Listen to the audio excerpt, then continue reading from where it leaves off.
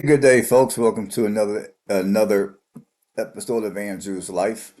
I have a quick story I would like to share. I'm going to react. It's a reaction story, kind of, sort of. It's on Fox Business, and this story is it's going to be basically about a handyman who inherited his. I believe he inherited his parents' home when the father passed away, and he was attempting to sell. No, well, yeah, it's his parents' home that he inherited when his father passed away, and he was attempting to sell it. And during the time he was attempting to sell the house, some squatters have managed to get into this house and do what many squatters typically do when they get into a house. So I'm gonna play this little story, and hopefully you guys get something out of it. Now, this story has been out for a little bit. I'm not sure how many of you watched it, but what this man does is very genius. So listen very closely to what he does, and then I'll come back with my 2 cents afterwards.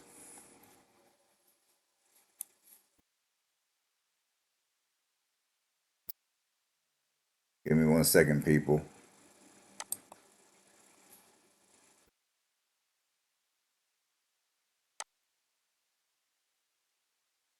Man Man who who once once removed removed squatters from squatters his from mother's his home. home.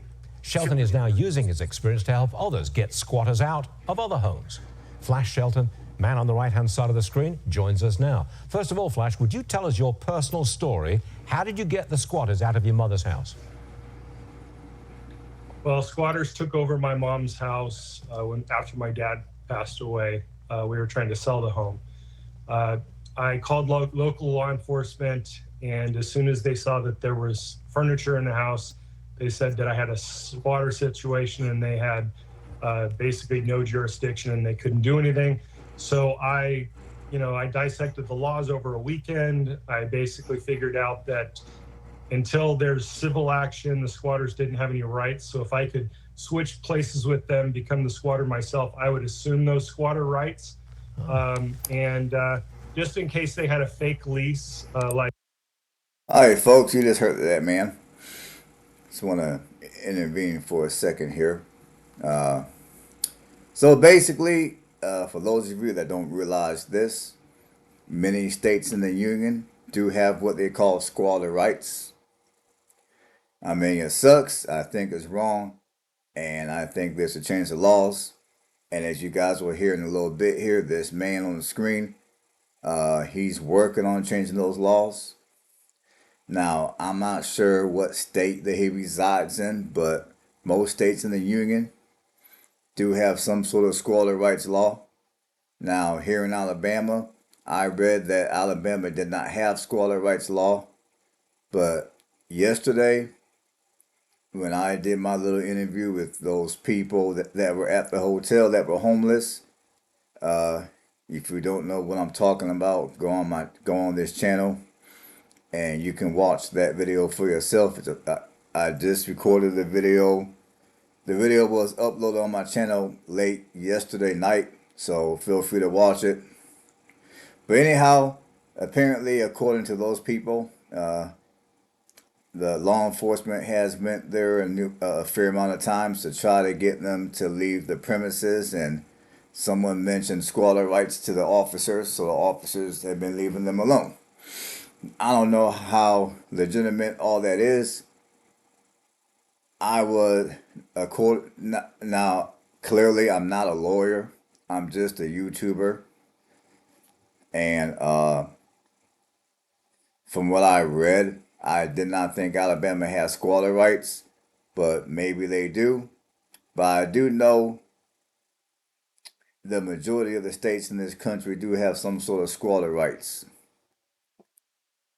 So let's see what this man's got to say. like I hear some do. I had my mom write me up a lease. We got it notarized. I packed up my Jeep, drove up there, and paced out the joint around 4 a.m. I waited about 8:30 in the morning. Three cars pulled out of the driveway, and I made entrance to the house. I put up cameras, waited for them to come back, and they didn't have a lease, so that never came into play. But when they came back, I just laid it out for them, told them that it was all locked up, cameras, and the only way they would get back in the house is if they broke in on camera, and I would prosecute. And I told them they had a day to get their stuff out, or the furniture was not theirs anymore. But you couldn't have gotten them out unless they had left in their 3 cars in the morning. You couldn't bang on the door, walk in, and tell them to get out. You couldn't do that, could you?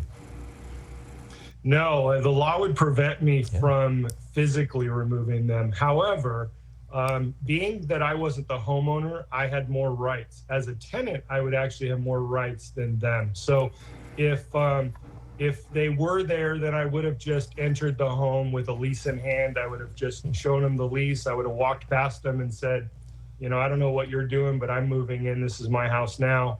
And I probably would have just done anything and everything I could. All right, folks. I mean, there's still a little bit more to go on the story, but I just want to intervene again.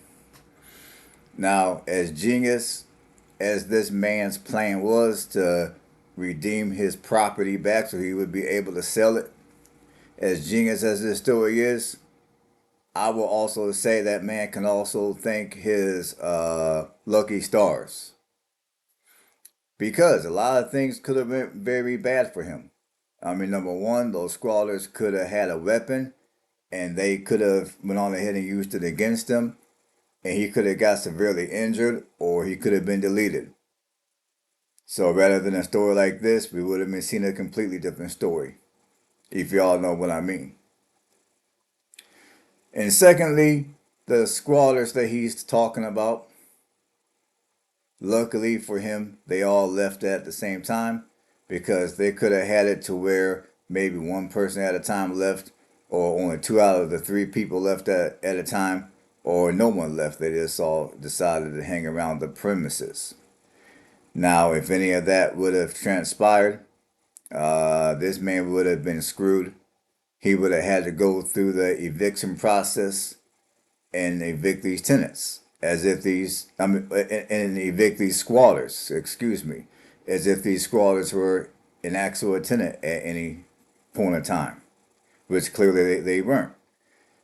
Now, I don't know what state that he lives in, but if he lives in some of these states that are tenant friendly, he may have not gotten his property back for the better part of a year.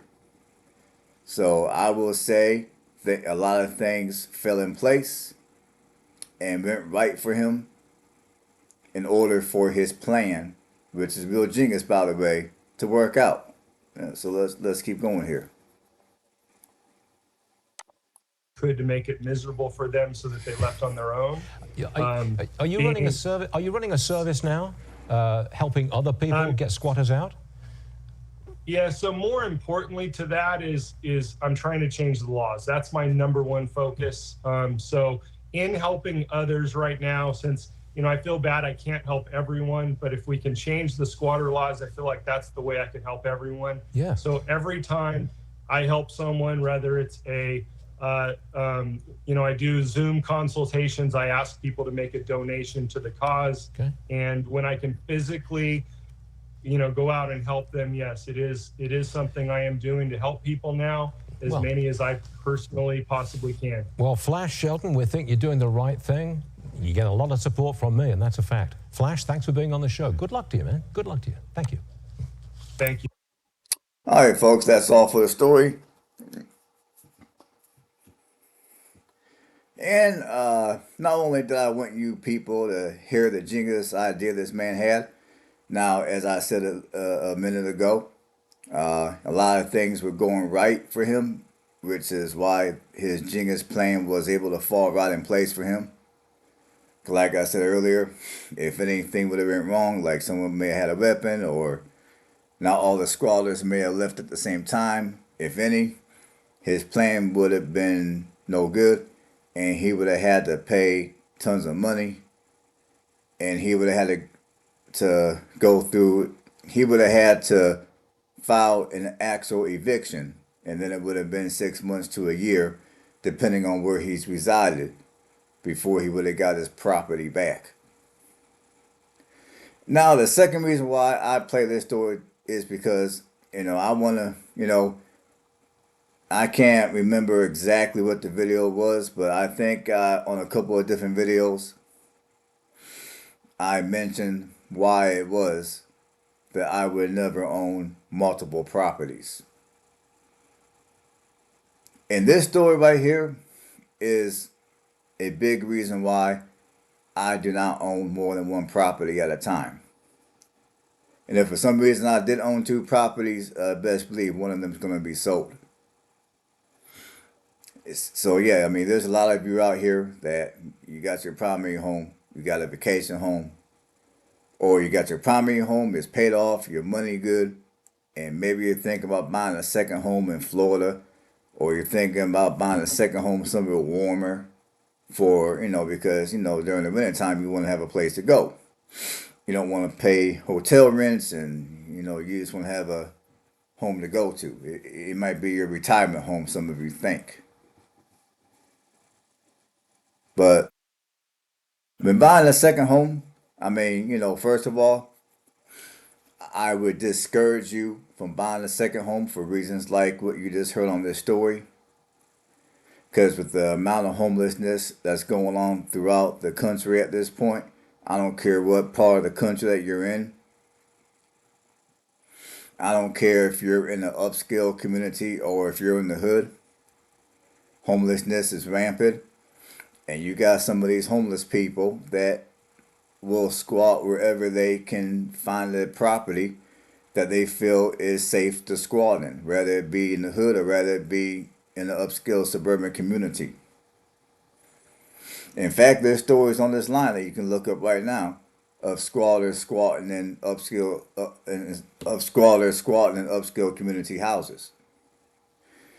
And I don't care about the ethnicity of the community. I don't care if it's predominantly white, black, it don't matter. Squatters are going to squat where they're going to squat. And once they do, then as this man just mentioned, it is no longer a criminal offense. It becomes a civil offense, which means it's on you to get that squatter out of your property. Now, I think the way the squatter laws are right now absolutely suck. It's wrong. It's not right. I personally do not think there ought to be such a thing as squatter rights.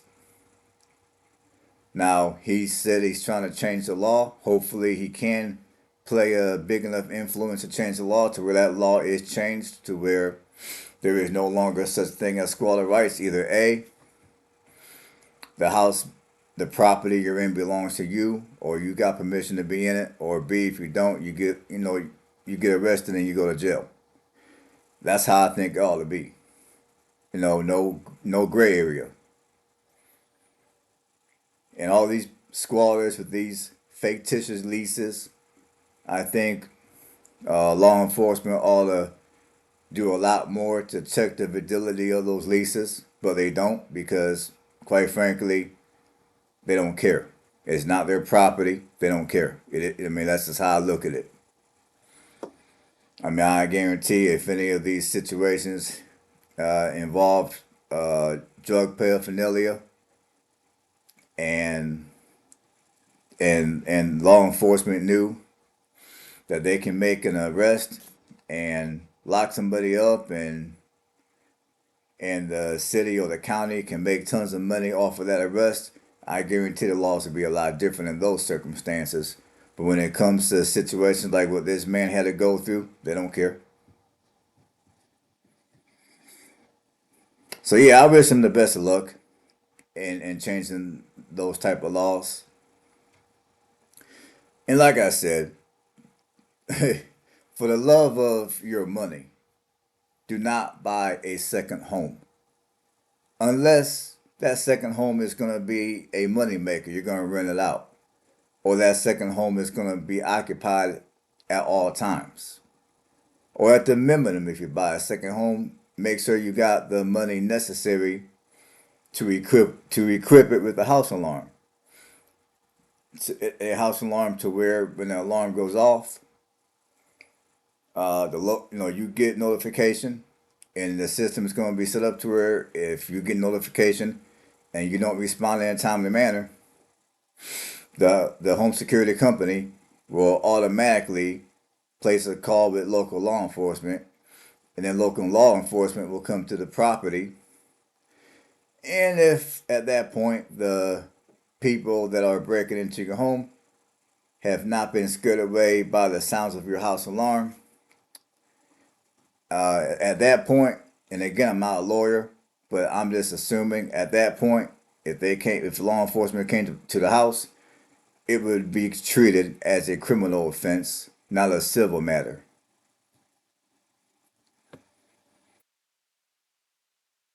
So yeah, this is the reason why I do not own two houses. This is the reason why I would never be an owner of a second home. So yeah, if you own a second home, just remember what I told you. Remember this story. And on that note,